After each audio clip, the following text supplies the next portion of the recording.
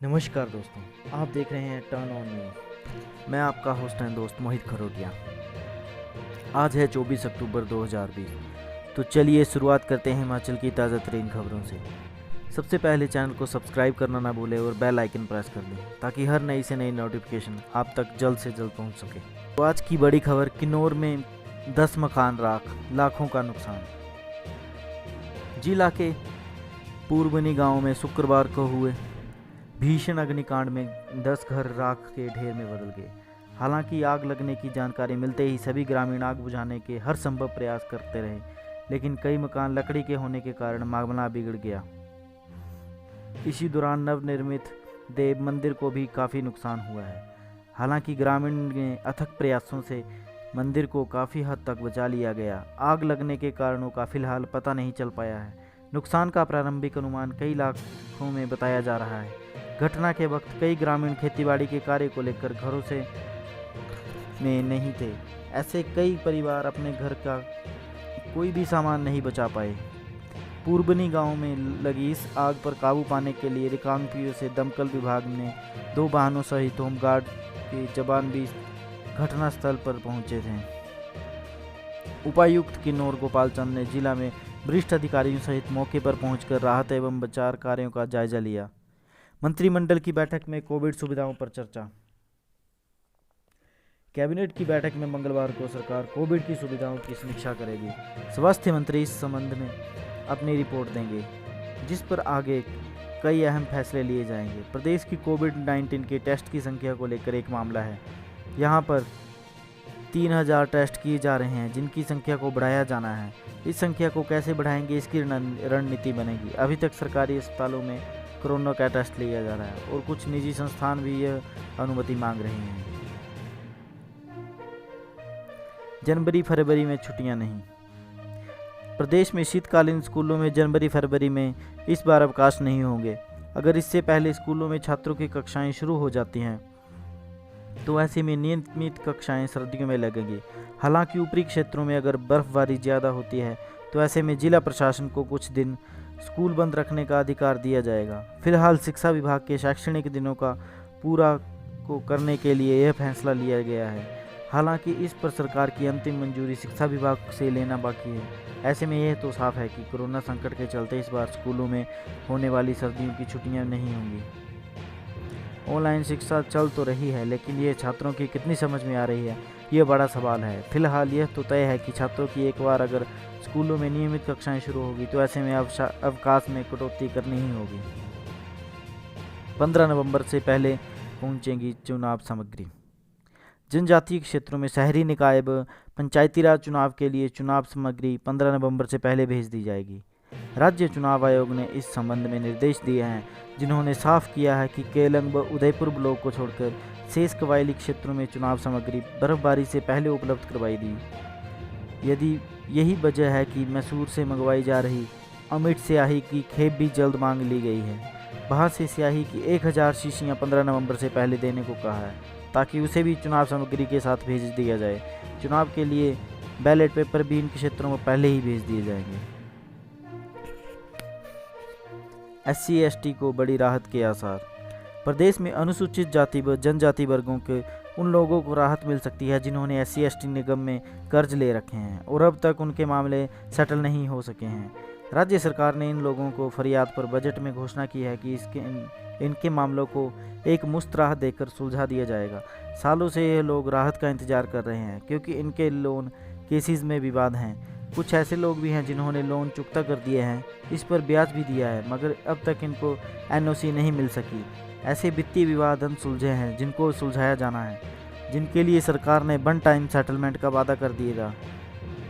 सूत्रों के अनुसार वित्त विभाग ने यह मामला क्लियर हो चुका है, जिसके बाद अब कैबिनेट में इसे ले जाने की उम्मीद है। प्रदेश के 6366 स्कूलों में 20 से भी कम छात्र। ज़्यादा खर्चा होने पर मर्ज किए जा सकते हैं विद्यालय। 500 से ज़्यादा स्कूलों में 100 से भी कम, 10 से भी कम बच्चे। प्रदेश के 12,533 प्राइमरी व मिडिल स्कूलों में से 6,366 स्कूलों में 20 से भी कम संख्या में छात्र एनरोल हैं, यानी कि एनरोलमेंट स्कूलों में ज़्यादा होने का दावा कर रहे शिक्षा विभाग की ही रिपोर्ट में खुलासा हुआ कि स्कूलों में अभी भी छात्रों की संख्या काफ़ी कम है। समग्र शिक्षा विभाग द्वारा करवाए जा रहे सर्वे के अनुसार ये खुलासा हुआ। 10,885 प्राइमरी स्कूलों में से 5,302 स्कूलों में से 20 से भी कम छात्र पढ़ रहे हैं। इसके साथ ही 21 से 60 छात्रों की संख्या वाले 4400 स्कूल हैं। वहीं 61 से 100 संख्या वाले 600 स्कूल हैं। वहीं 150 ऐसे प्राइमरी स्कूल हैं जहां पर 140 से भी कम छात्र पढ़ाई कर रहे हैं। इसके अलावा 220 से कम छात्र संख्या वाले 50 स्कूल और 9 स्कूलों में 140 से भी कम छात्र, दो स्कूलों में 220 से कम छात्र पढ़ाई कर रहे हैं। बताया जा रहा है कि शिक्षा विभाग के राज्य सरकार को एक बार फिर से प्रपोजल भेज दिया है। प्रपोजल के जरिए अब एक बार फिर से कम संख्या वाले स्कूलों को बंद व मर्ज करने को लेकर प्लान दिया जा रहा है।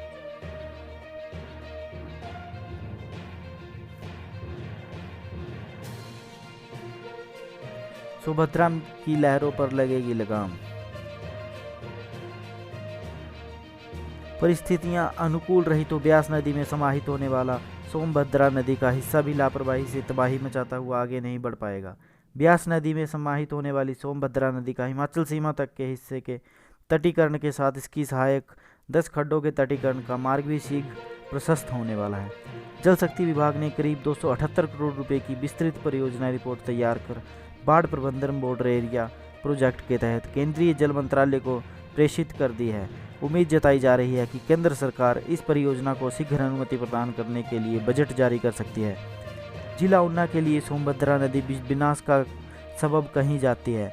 ऐसे में सतलुज नदी में समाहित होने वाली सहायक खड्डों के तटीकरण लगभग पूरा हो चुका है, लेकिन ब्यास नदी में समाहित होने वाली सोमभद्रा नदी का हिमाचल प्रदेश में पड़ने वाले हिस्सों का अभी तटीकरण नहीं हो पाया है।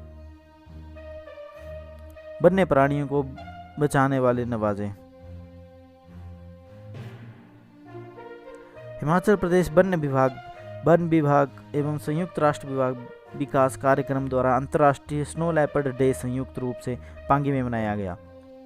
स्नो लेपर्ड के संरक्षण के लिए लाहौल पांगी लैंडस्केप में वन्य प्राणी वन विभाग और अन्य संयुक्त राष्ट्र विकास कार्यक्रम के द्वारा चलाए जा रहे सिक्योर हिमालय प्रोजेक्ट के तहत कार्यक्रम आयोजित किया गया। कार्यक्रम की अध्यक्षता वन्य प्राणी प्रभाग मुख्यालय के मुख्य अरण्यपाल अनिल ठाकुर ने की। कार्यक्रम के अध्यक्ष व मुख्य अतिथि ने आमजन से हिम तेंदुए के संरक्षण का आह्वान किया और इस अवसर पर वन्य प्राणियों के संरक्षण में उत्कृष्ट कार्य करने वाले स्थानीय लोगों और कर्मचारियों को सम्मानित किया। हिम तेंदुए के संरक्षण में जागरूकता लाने के लिए विभिन्न खेलों, नुक्कड़ नाटकों का भी आयोजन किया गया। हिमालय प्रोजेक्ट के अंतर्गत हिम तेंदुए के संरक्षण में किए गए प्रयासों की सराहना की। पटवारी को धमकाने पर मामला दर्ज। उपमंडल सुंदरनगर के चतरोखड़ी स्थित पटवार खाने में पटवारी को धमकाने, रिकॉर्ड फाड़ने, झूठे केस में फंसाने वाली धमकी देने व सरकारी काम में बाधा डालने पर प्राथमिकी दर्ज की गई है।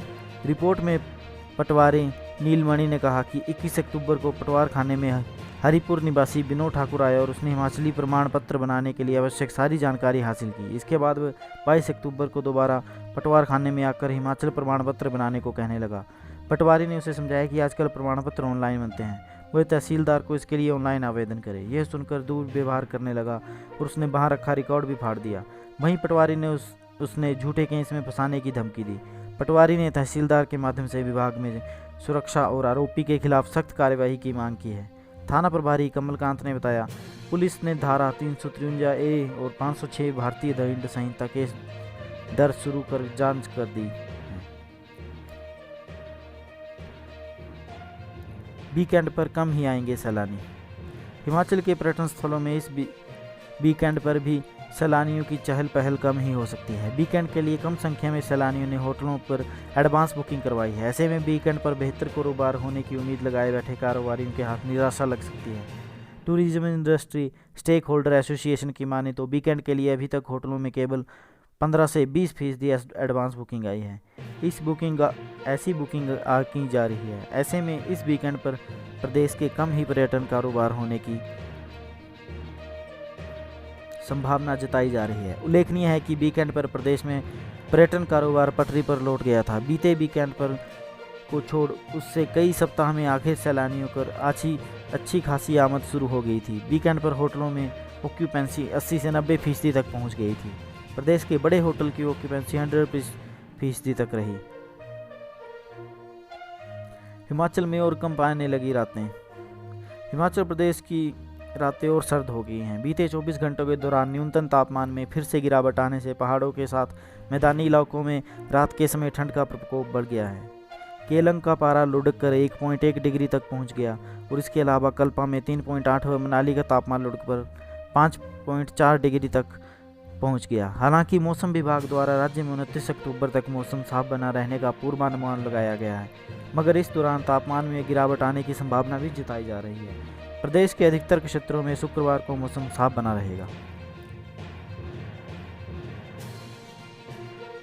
सुंदरनगर में सरकारी सीमेंट के 72 बैग पकड़े।